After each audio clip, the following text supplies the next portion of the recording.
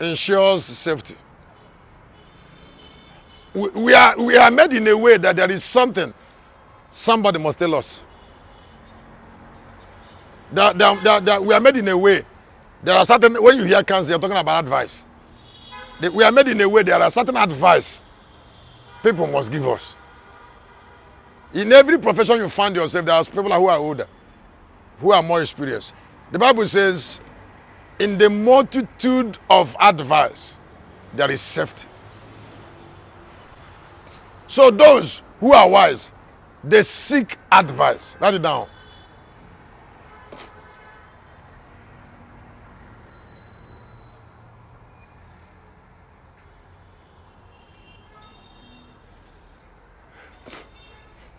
God believes that He has blessed you when He gives you a godly advisor. He brought it to Moses as Jethro. If you see Numbers chapter 11, that was what inspired.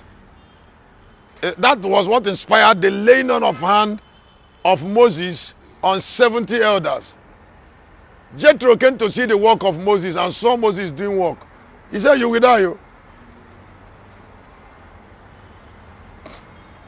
He said, "Choose elders and hand them over the work, and then supervise." And that was a turning point in the life of Moses. When God brings into you counselors, now counselors can also be like teachers, can also be like governors.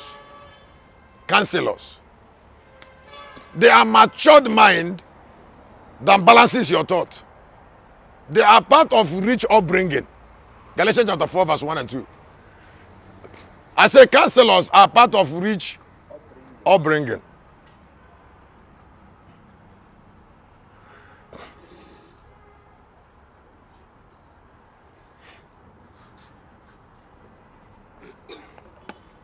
God saved families.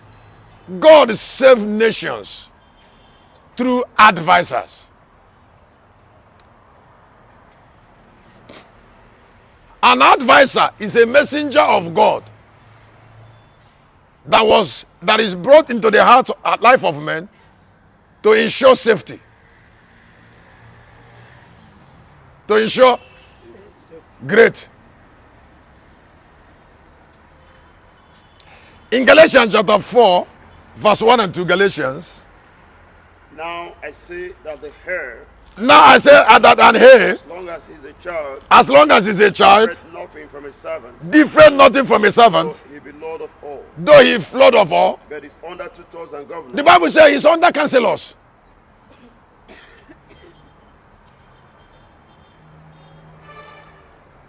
He's under counselors. That is, he's under people that show the way. That's the counselor. Shows the way. Now, what does counselors do? They teach patterns. They teach unfailing principles. What does they teach? Unfailing. That is what is called unfailing principles. They teach you how to plan your life. You know, because they have passed through the road you're following. So they are more experienced. They say, do it like this. Do it like this. Do it like this. And I have never seen something that is as dangerous as living without them. If somebody is living and his heart doesn't hunger for it, then there is a problem. Please let me ask you to listen. Mighty things will never happen without impartation. I say what? You know, counsel is not about teaching you. It's about imparting a spirit in you.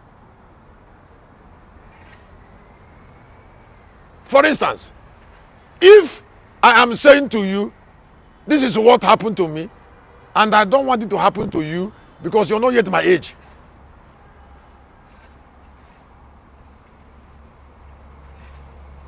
Then you should know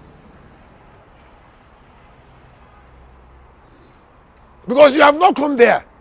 I have been there. Now all the mistakes I made when I was at your age, because I don't have any counselor. Now I left that age of 50 years, of 50 years, then I'm 60 and something, and then you are not up to 50, and then I'm trying to say, hey, this is how it should be done. I bring an advice of 68 to somebody who is not up to 50. It's a great miracle. From pain. You didn't suffer what I suffered. You didn't fall down. I say I tried and I fall. Don't try it. You don't need to fall. Don't fall at all.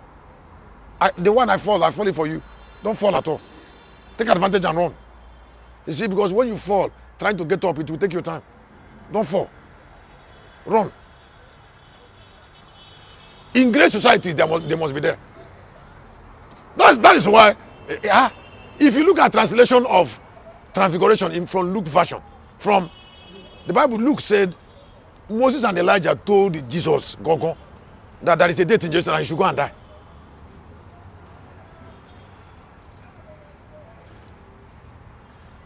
And that thing Luke said is, I don't think it's all they told him. Now, somebody is like you. Somebody is like you, like I said yesterday, and then he's giving an advice from experience. Why will you fall? You don't need the pain he went through. He went through that pain for you, that counselor. I said that. Wait a minute. Counselors represent the treasure of kingdoms. Yes. No, I'm still continuing it. Counselors represent treasures of kingdom.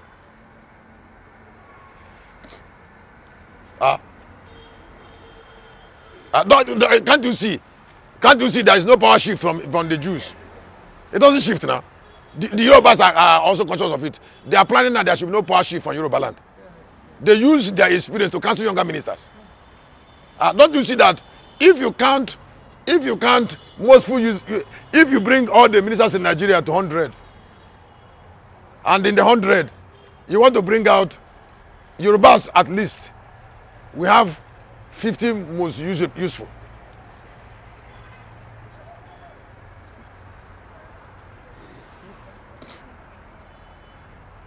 In the first place, how can you be announced outside them? If you are not in Lagos, then they should father you wherever you are.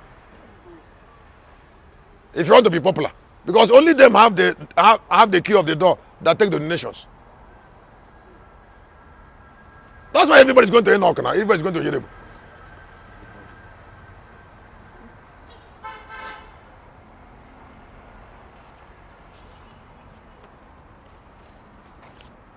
So all the tithe of tithe go to them.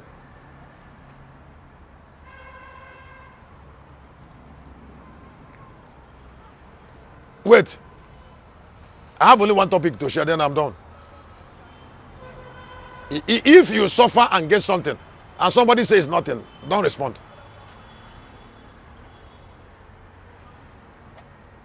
Maybe you need more pain. Don't respond to him. Because there are things that work the way it works. Can I say it again? I said things work the way it works.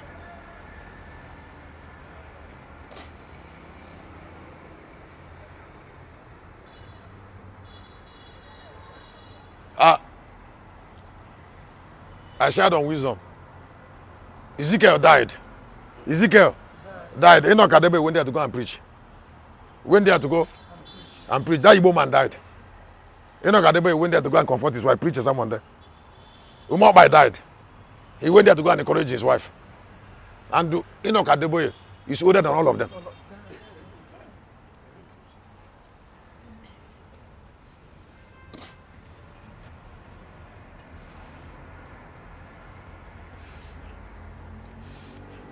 The medical doctors in Redeem knows when to look Enoch Adeboye and ask him to come for a checkup.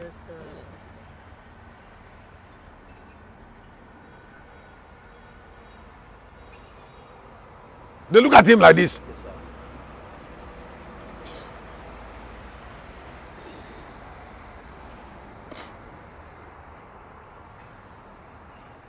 They look at him like this and know when to ask him to go inside.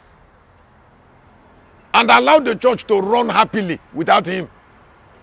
If the church is running happily without him, he will stay inside.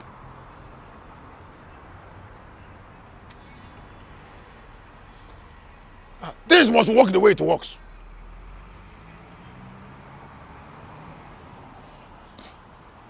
And then a young person said he doesn't want anybody to control him. How can somebody control him or her? It's a chaff.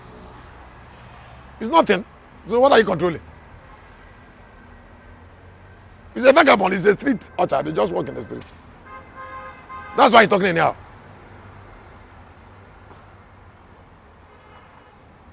And then because we don't have counselors, what have we become?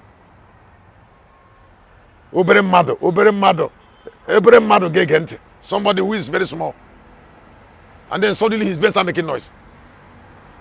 Because something is telling him, you must die in suffering. The counselors didn't only teach, they impart spirits. There's a difference between teaching and imparting a spirit.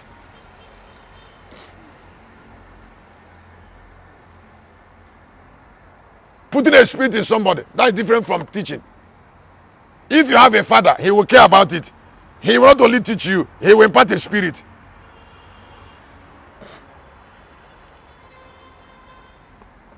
And then that's what is called systematic art of growth. What do I call it? Systematic art of Not making mistake. Some people, when they look us army, they will not value us. When they go us out, they start valuing us. They want to come back. Why it happened to them? It's because there is no foundation in them to receive instruction from a counselor. That's what the Bible says in the book of Corinthians. He said you need only one father, but you need so many teachers. Father can be one, but teachers should be many.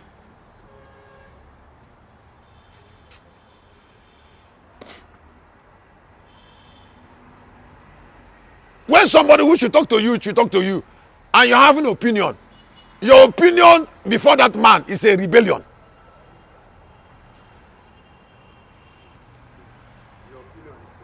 Your opinion around that teacher is a rebellion. Because you're not meant to know more than him. So what are you saying?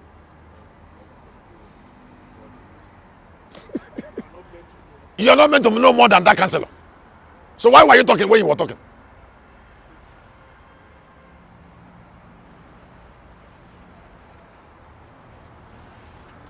Particularly counselors that have signs that God have already blessed. I told God that one of the things I will achieve for the Southeastern man or Africans is to be a prosperous counselor. I don't want to counsel them without signs. I don't want to say this is a pattern if the pattern has not blessed me. The first thing I taught here is one of my greatest blessings here on earth. I said I will never follow any path that's not made in steps. I don't know whether you're hearing me. I said I will never. I will never be part of any system that doesn't separate people.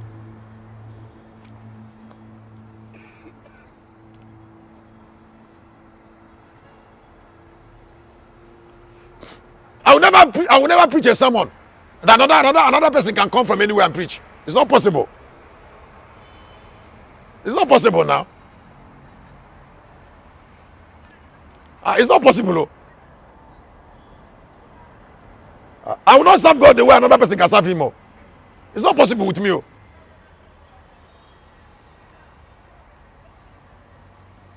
So when I'm done, history will keep me. History will keep me forever. Because my kind won't come back. It's intentional. I don't even look for a monitor to be faithful. Because there's an oath. That's the only thing I will live for. Only. And I mean 100%. That's one more thing I want to tell you about wisdom. Before I stop, I'm going to continue with it. Wisdom later. I said infinite intelligence is inspired by manifold wisdom. That's my last. In chapter 3, 9 and 10 of the book of Ephesians, something is called manifold wisdom. What? That is, when you say manifold, you're talking about complicated, many-sided, not ordinary, by infinite intelligence. Now, many manifold wisdom represent the totality of God's wisdom. That it is complex. It comes from definite intelligence. Now, it is a product of revelational inspiration. Like when Jesus came to the earth, in chapter 5, when he opened that book, when he opened that book, when he did what? When he opened that book, what manifested there is manifold wisdom. Now, manifold wisdom is a wisdom that built a man personally, built a lady personally.